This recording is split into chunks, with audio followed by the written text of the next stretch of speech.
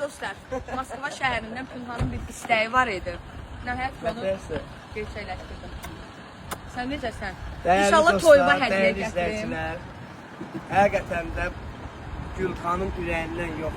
Mənə söz verdi ki, sənin üçün bir saat hədiyyə alacağım. Mən də dedim, alsan da sağ ol, almasan da sağ ol. Amma söz verdi, ona da əməl etdi.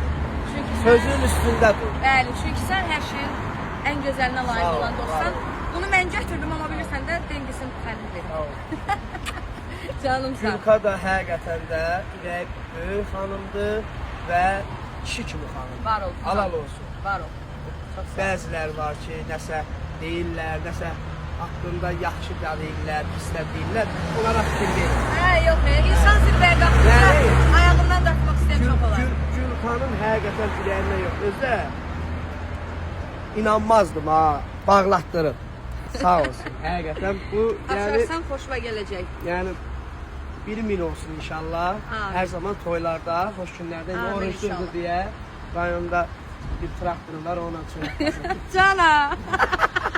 Görüşərik. Sağ ol.